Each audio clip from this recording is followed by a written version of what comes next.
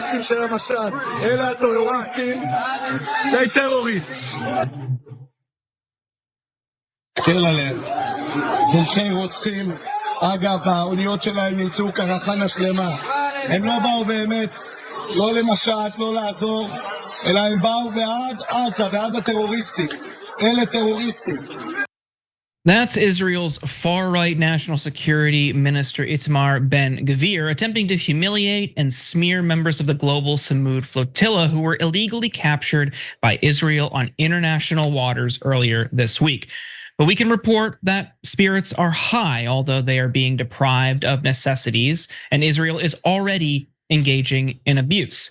The Israeli Navy on Friday intercepted the last of the 42 vessels trying to break the maritime blockade on Gaza as part of the Global Sumud Flotilla, with the foreign ministry saying it had deported 4 activists so far out of 470 who were detained trying to deliver symbolic humanitarian aid directly to the war-torn strip. That clip you saw at the top was Ben-Gvir taunting the activists shortly after the IDF captured the majority of flotilla members. He also posted on X that Israeli Prime Minister Benjamin Netanyahu's decision to allow them to return to their home countries is a mistake. I think they must be kept here in an Israeli prison for a few months so they can smell the scent of the terrorists' wing. After all, it cannot be that the prime minister sends them back to their countries again and again and again, and this sending causes them to return again and again and again. Now, lawyers representing the flotilla members offered the following statement.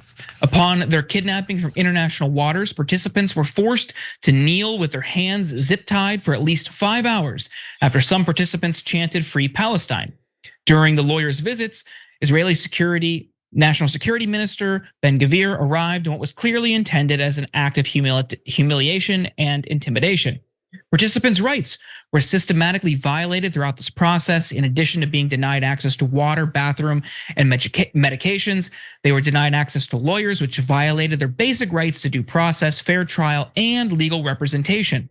Yesterday, while the whereabouts of the flotilla volunteers were unknown, the lawyers were left waiting for about 9 hours outside the Ashdod port and were not notified when Israeli immigration authorities began processing and conducting hearings, learning about these illegal processes only after the detainees called them directly. Despite repeated denials of entry by Israeli police, Adala lawyers eventually managed to access the port and provide consultations to the 331 participants. Several participants reported being subjected to aggression, threats, and harassment, including being woken up violently whenever they tried to sleep. Flotilla members are now being held in an Israeli prison near the border with Egypt. Lawyers representing the flotilla crew are still demanding their swift release. And on a personal note, we talked on the show earlier this week. One of my friends was on one of these boats and I had to scroll through that video slowly multiple times to see if I could see him, to see if he was okay. And we're sending all of them our best because what they did was absolutely courageous. Cenk. Yeah, so first of all, the rest of the world should live in shame for not joining that flotilla. Spain and Italy briefly sent ships to make sure that they were safe, but then they withdrew. And the entire world should be sending a flotilla, and they should dare Israel to attack a French ship, a German ship, etc. Letting those people starve because the terrorists in Israel want more land is disgusting. Speaking of terrorists, and Ben-Gvir was calling those wonderful people, the most moral people on earth, terrorists, is actually literal convicted terrorist. He was convicted in 2007 in Israel of supporting a terrorist organization. So that was even before he got into the Israeli cabinet and then started doing terrorism on a mass scale. So the Israelis have an 83% civilian kill ratio, far worse than Hamas, Bashar al-Assad, and literally any conflict in recent memory. They kill more civilians as a percentage than the worst terrorist group there is, and they've killed at a much greater scale and mass. They've already murdered 66,000 people, over 66,000 in Gaza. Over 20,000 children have been murdered by terrorists like Ben-Gvir, and he dares to call moral people who are trying to help folks in the middle of a genocide terrorist because he is terrorist scum. He's one of the worst terrorists I've ever seen in my life. Nina. And let's talk about the killings along the West Bank too, where Hamas is not. This don't believe your lying eyes. And the fertility, Jink, the idea about having other countries send, that should be happening.